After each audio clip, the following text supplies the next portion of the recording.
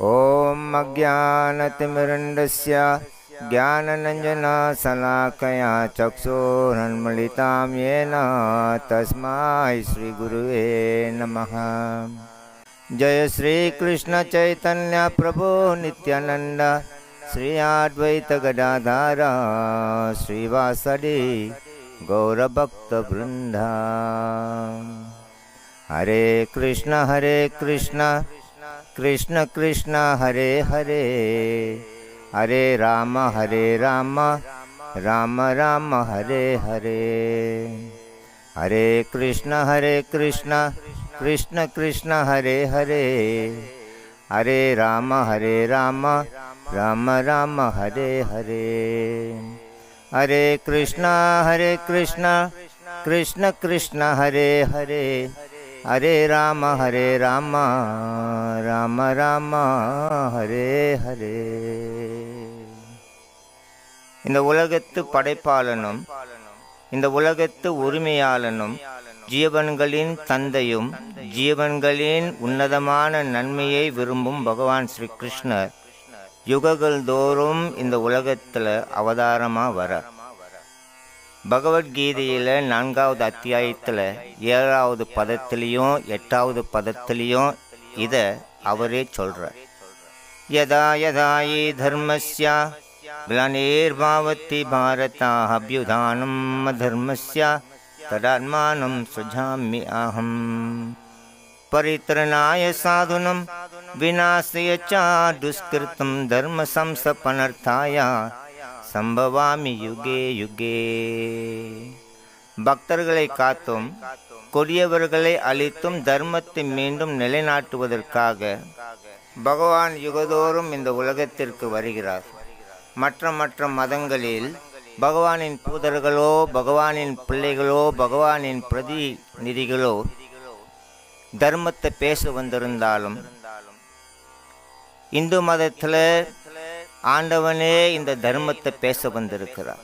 தர்மாம் து சாட்சாத் பகவத் பிரணீத்தம். ஆண்டவனே இந்த உலகத்தில் தோன்றி தர்மத்தை உபதேசிக்கிறார். தர்மம் மூலமே பகவான் சர்வ வேதமயோ ஹரிஹி ஸ்மிருதம் சாத்தாத் விதம் ராஜன் ஏன சாத்மா பிரசீதத்தி. தர்மத்தின் மூலமே பகவான் ஸ்ரீ கிருஷ்ணர் தான்.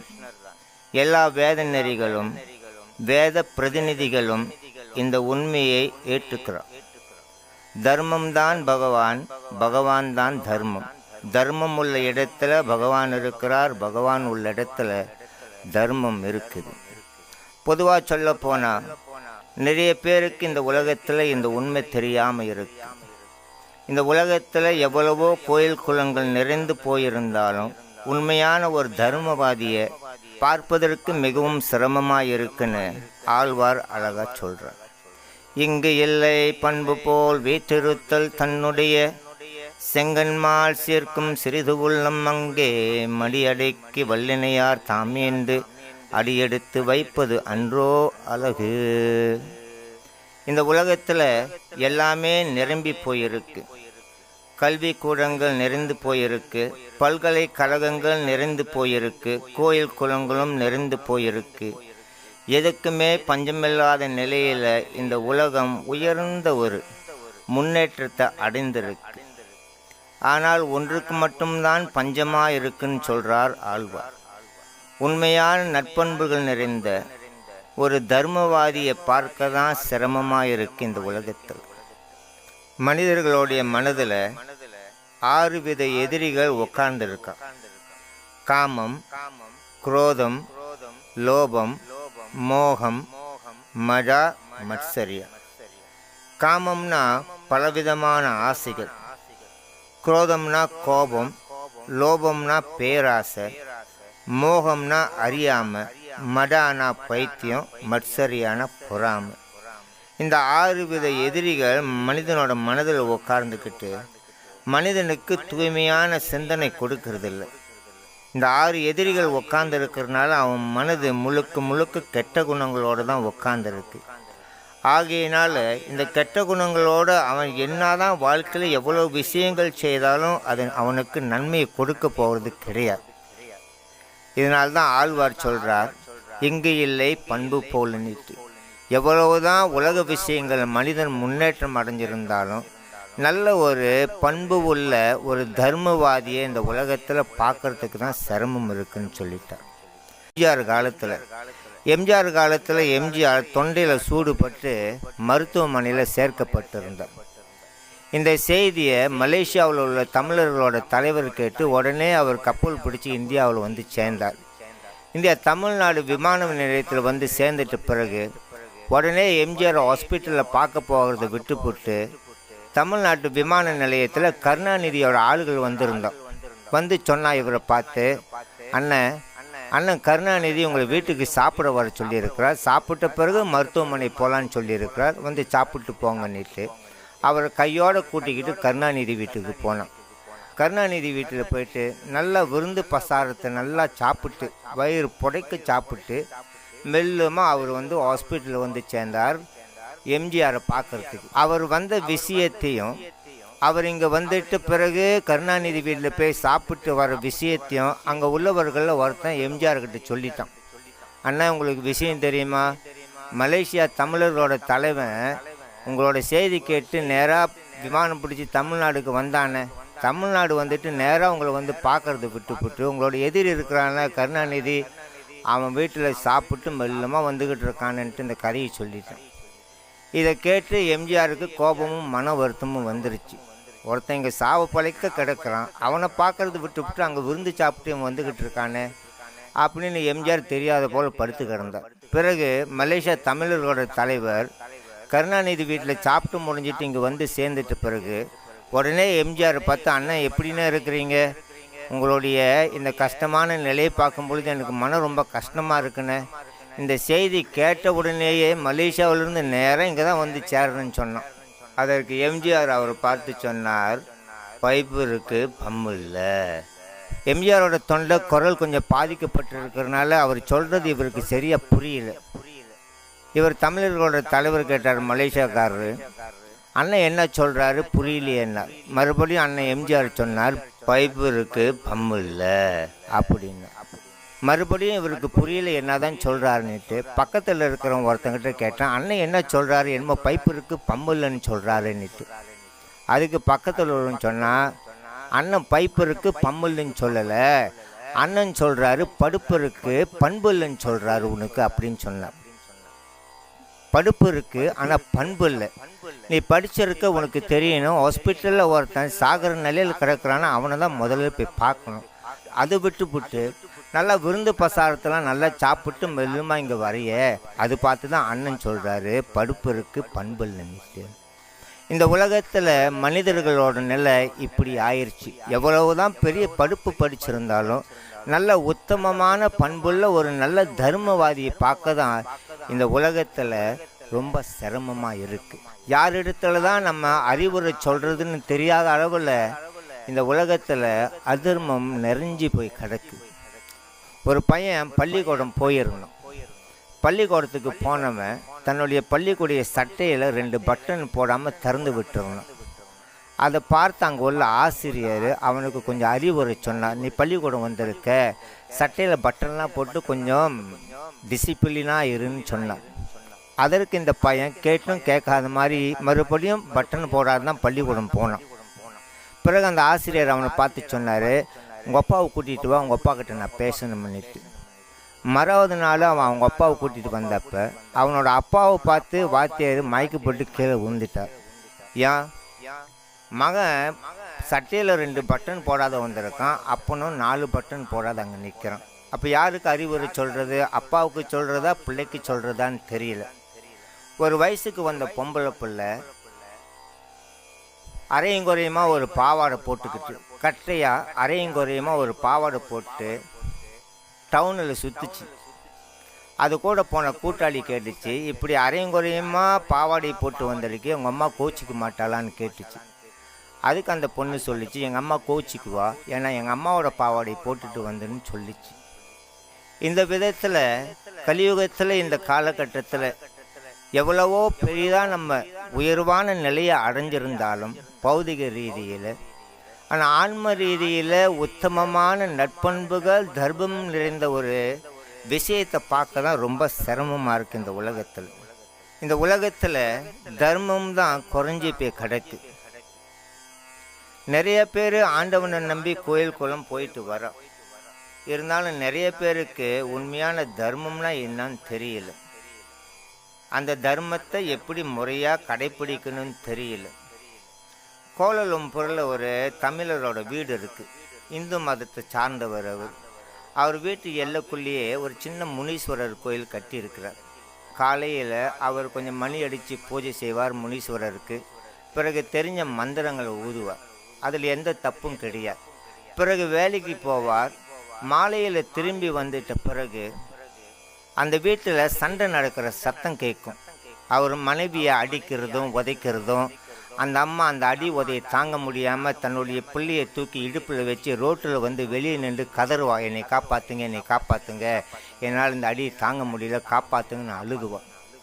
பிறகு யாருன்னா போலீஸ்காரனை கூப்பிட்டு இருப்பா. போலீஸ்காரன் வண்டி அங்கே வரும். அவனுக்கு வந்து பேசி அவனுக்கு சில அறிவுரைகளை சொல்லிவிட்டு போவா.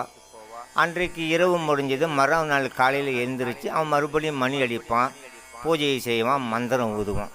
பிறகு வேலைக்கு போவான். ராத்திரி மறுபடியும் திரும்பி வந்த பிறகு சாராயம் குடிச்சிட்டு மறுபடியும் வீட்டில் சண்டை, மனைவியை அடிக்கிறது உதைக்கிறது. இந்த மாதிரி மறுபடியும் அந்த அம்மா, வீட்டுக்கார அம்மா, புள்ளையை தூக்கி இடுப்பில் வச்சு ரோட்டில் வந்து கதறுவா, என்னை காப்பாற்றுங்க, என்னை காப்பாற்றுங்க. மறுபடியும் போலீஸ்காரன் வண்டி வரும். அவனை தூக்கி காரில் வச்சு போலீஸ் ஸ்டேஷனை கொண்டு போவான். அங்கே அவனுக்கு அறிவுரை சொல்லி மறுபடியும் வீட்டுக்கு அனுப்பிவிடுவான். அந்த வீட்டில் ஏறக்குறைய அன்றாட இந்த கதைகள் தான் நடந்துக்கிட்டு இருக்கும். காலையில் மணி அடிக்கிறது, பூஜை பண்ணுறது, மந்திரம் ஊதுறது. ராத்திரி வீட்டில் கணவனுக்கு மனைவியும் சண்டை போட்டு அடிக்கிறது அந்த அம்மாவை. வருஷத்துக்கு ஒரு தடவை அவன் 6-7 கிடாவை கொண்டு வருவான் வீட்டுக்கு. கிடாவை கொண்டு வந்து பெரிய திருவிழா மாதிரி செய்வான். கூட்டாளிகளை கூப்பிடுவான், சொந்த பந்தங்களை கூப்பிடுவான். இப்படி எல்லாத்தையும் கூப்பிட்டு அந்த 6-7 கிடாவுகளுக்கு படி கொடுப்பான். பெரிய திருவிழாவே நடத்துவான். அந்த திருவிழா முடிஞ்சிட்டு அன்றைக்கி ராத்திரி 12 மணி போல் கூட்டாளிகளோடு சேர்ந்து எல்லாம் சாராயம் குடிக்கிறது வழக்கம். சாராயம் குடிச்சிட்ட பிறகு அவனுங்களுக்குள்ள சண்டை. பிறகு போலீஸ்காரன் வருவான். அவனை கூட்டிகிட்டு போவான் போலீஸ் ஸ்டேஷனுக்கு. 1 நாள் 2 நாள் போலீஸ் ஸ்டேஷனில் வச்சுருப்பான். மறுபடியும் அனுப்பிவிடுவான். இதுதான் அந்த இடத்துல நடக்கிற சம்பவம். அவன் வீட்டு முன்னுக்கு ஒரு மலாய்க்காரன் தான். எத்தனோ முறை அவன் அறிவுரை சொல்லியிருக்கான். அவனுக்கு, நாங்கள் குடும்பத்தோடு இருக்கோம், இப்படிலாம் செய்கிறது நியாயம் கிடையாது, சத்தம் போடுற, சண்டை போடுற, அடிக்கிற, உதைக்கிற, இது வந்துட்டு தர்மவாதிகள் செய்கிற விஷயம் கிடையாது. நீ சாமி கும்பிட்ற பார்க்குறேன், ஆனால் நீ செய்கிற விஷயங்கள் வந்துட்டு உன்னதமான சுத்தமான செயல் கிடையாது. ஆகையினால் இதெல்லாம் விட்டுருன்னு எவ்வளோ சொல்லி பார்த்தான் அவன். ஆனால் இவன் கேட்கல. இதை பொறுத்து பார்த்துருந்த மலாய்க்காரன் கடைசியில் அவனோட வீடை விற்றுட்டு வேறு இடத்துக்கு போயிட்டான். இப்படி தர்மம் என்ற பேரிலையும் சில பேர் இம்மாதிரி தர்ம கதைகளை செஞ்சுக்கிட்டு இருக்கா. அப்போ எம்மாதிரி தர்மம் இது? பாகவதத்தில் பகவான் இதை அழகாக சொல்கிறார். பாகவதத்தில் 3வது காண்டத்தில் 29வது அத்தியாயத்தில் 8வது பதத்தில் சொல்கிறார். அபிசந்தாயோ ஹிம்சம் தம்பம் மத்சரியம் ஏவவா சம்பிரமே பீன திக்பாவம் மயி குறியத்தே சத்தாமசா.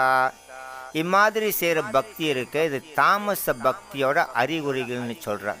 இன்னொரு ஜீவனை இம்சிச்சுக்கிட்டு கர்வத்தோட பொறாமையோட காமங்களையும் கோபங்களையும் உள்ளடக்கி செய்கிற பக்தி இது. இது ஒரு மனிதனுக்கு எந்த மோட்சத்தையும் கொடுக்க போகிறது கிடையாது. இந்த பக்தியில் நிறைய பௌதிக குணங்கள் தான் உள்ளுக்கு அடங்கி கிடக்கு. இந்த பக்தி பயிற்சி ஒருவனை மறுபடியும் துன்பம் நிறைந்த இந்த உலகத்துக்கு தான் கொண்டு வந்து சேர்க்குமே தவிர அவனுக்கு மோட்சம் கிடையாது. இந்த உலகத்தில் பக்தி நிலைகளில் இது 3வது தரமான பக்தியாக அறியப்படுது. இது ஆண்டவன் விரும்புகிற பக்தி கிடையாது. இது கீழ்த்தரமான பக்தி என்று சாஸ்திரமே சொல்லுது. இன்னும் சிலர் இருக்கா, அவர்கள் ஆண்டவன் இடத்துல பல வேண்டுதல்களை ஏற்றிருப்பா. நான் பரீட்சையில் பாஸ் பண்ணணும், பாஸ் பண்ணிவிட்டு நான் காவடி எடுக்கிறேன்னு வேண்டியிருப்பா. அல்லது என்னுடைய உடலில் நிறைய நோய் இருக்குது, இந்த நோயெல்லாம் குணமடைஞ்சால் உனக்கு தீ மிதிக்கிறேன்னு வேண்டியிருப்பா. அல்லது எனக்கு வேலை கிடைக்கல, வேலை கிடைச்சா உனக்கு 1008 தேங்காய் உடைக்கிறேன்னு வேண்டியிருப்பா. இப்படி பலவித வேண்டுதல்களோட, பல பௌதீக எதிர்பார்ப்புகளோட, பல கோயில் குளங்கள் போயிட்டு வந்துக்கிட்டு இருப்பான். இந்த பக்தியை பகவான் வந்துட்டு பின்வருமாறு சொல்கிறார். விஷயான் அபிசந்தாய யோசம் ஐஸ்வர்யம் ஏவவா அர்ச்சதேவ் அர்ச்சயேத் யோமாம் பிருத்தக் பாவா சராஜசா. இது ராஜச குண பக்தியினுடைய அறிகுறிகள். பக்தி பயிற்சிக்கு நல்ல ஒரு வழிகாட்டி ஏற்காம பௌதீக சுகபோகங்களுக்காக பேரும் புகழும் விரும்பி செய்கிற பக்தி இது. பக்தியில் இரண்டாவது தரமாக இது கருதப்படுது. கீழ்த்தரமான பக்தி சொன்னோம். அதை விட கொஞ்சம் மேல்தரமானது இந்த பக்தி, ராஜச பக்தி. இந்த பக்தியும் ஒருவனுக்கு மோட்சத்தை கொடுக்க போகிறது இல்லை. பௌதீக குணங்கள் உள்ளடக்கி இருக்கிறதுனால இந்த பக்தி பயிற்சி ஒருவனை மறுபடியும் துன்பம் நிறைந்த இந்த உலகத்துக்கு தான் கொண்டு வருமே தவிர இவனுக்கு எந்த மோட்சமும் கிடைக்க போகிறதில்லை. இதுவும் ஆண்டவன் விரும்புகிற பக்தியும் கிடையாது. இன்னும் சிலர் இருக்கா, தன்னுடைய தோஷங்களையும் கர்மங்களையும் தீர்த்து கொள்வதற்காக பல கோயில் குளங்கள் போய் வருவார். இந்த பக்தியினுடைய தன்மையை பகவான் பின்வருமாறு சொல்றார். கர்ம நிர்ஹரம் உத்தேஸ்ய பராஸ்மான் வாத்தான் அர்ப்பணம் யஜேத் யஸ்தவ்யம் இதிஹீவ பிருத்தக் பாவ சாத்விகா. இது சாத்வீக பக்தியினுடைய அறிகுறிகள். தன்னுடைய செயல்களின் பலன்களை ஆண்டவனுக்கு அர்ப்பணித்து தன்னை பௌதீக கர்மங்களிலிருந்து விடுதலை செய்து கொள்றதுக்காக செய்கிற பக்தி இது. இது முக்குணங்களில் முதல் தரமான பக்தியாக கருதப்பட்டாலும் இந்த பக்தி பயிற்சியும் ஒருவனுக்கு மோட்சத்தை கொடுக்க போகிறது கிடையாது. இந்த பக்தி பயிற்சியும் ஒருவனை மறுபடியும் இந்த உலகத்தில் பிறக்க செய்யுது. காரணம், இந்த பக்தி பயிற்சியிலையும் முக்குணங்கள் கலந்திருக்கு. வெவ்வேறு விதமான பௌதிக ஆசைகள் நிறைந்திருக்கு இந்த பக்தி பயிற்சியில். பௌதிக குணங்கள்னால் என்ன? நிறைய எதிர்பார்ப்புகள் ஆசைகளோட சுயநலம் கலந்திருக்கிறதுனால இந்த பக்தியும் ஒருத்தனுக்கு மோட்சத்தை கொடுக்க போகிறது கிடையாது. ஒருவன் மறுபடியும் இந்த உலகத்தில் பிறந்து தான் ஆகணும். இந்த பக்தியையும் ஆண்டவன் விரும்பலை. தூயமான பக்தினா என்ன? ஆத்மேந்திரியா பிருத்திவஞ்சா தாரே பலி காம கிருஷ்ணேந்திரியா பிருத்திவஞ்சா தாரே பிரேம நாம. தன்னுடைய புலன் திருப்திக்காக எதெல்லாம் செய்கிறோமோ அது காமம், ஆண்டவனுடைய திருப்திக்காக எதெல்லாம் செய்கிறோமோ அது பிரேமம், அது பக்தி.